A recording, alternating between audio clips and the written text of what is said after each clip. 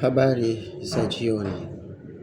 Tunaendelea na masomo yetu, somo la vipimo vya maabara, somo la 37. Somo la 37 tunajifunza pyuria ni nini? Pyuria ni nini? Pyuria ni uwepo wa chembechembe nyingi nyeupe za damu, yaani WBC kwenye mkojo. Unajua, unaweza kuwa una usaha kwenye mkojo, lakini usiuone kwa macho kawaida. Kwa hiyo tutajifunza leo kwa ufupi, unaonaje basi huo usaha kwenye mkojo kama huoni kwa macho ya kawaida. Kimsingi, pyuria ni uwepo wa chembechembe nyingi nyeupe za damu, yaani WBC kwenye mkojo. Kwa lugha nyingine, chembechembe nyeupe za damu ndio usaha, kwa lugha nyingine, kwa lugha rahisi. Kwa kawaida huashiria, ukiona chembechembe nyeupe kwenye damu, inaashiria kwamba kuna maambukizi kwenye njia ya mkojo, hasa UTI. Lakini pia kuvimba kwa mfumo wa mkojo.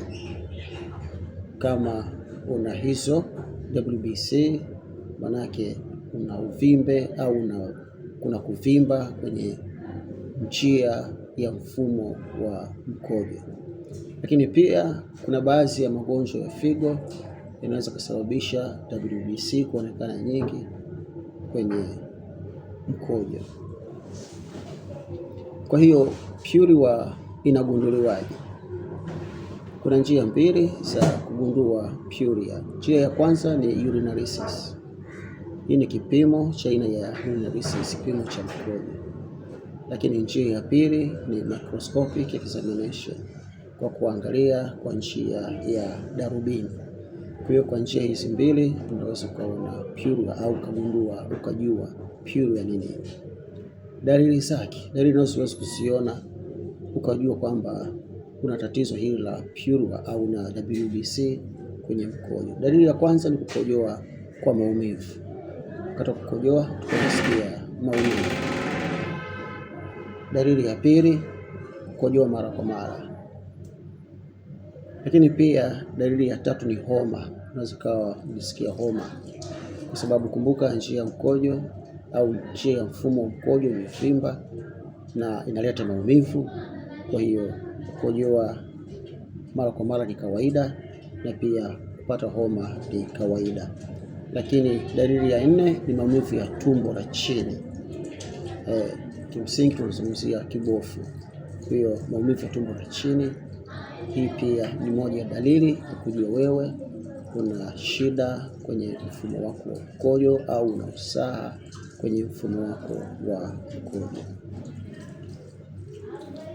Hilo ndio la msingi la kufahamu. Lakini pia tujue kwamba hizo ni ishara tu za maambukizi kwenye mfumo wa mkojo. Kwa hiyo muone daktari, kaa na daktari, zungumza na daktari ili kuweza kushauriana juu ya hii namna ya kutibu au namna ya kufanya kuondoa pyuria. Mungu akubariki sana.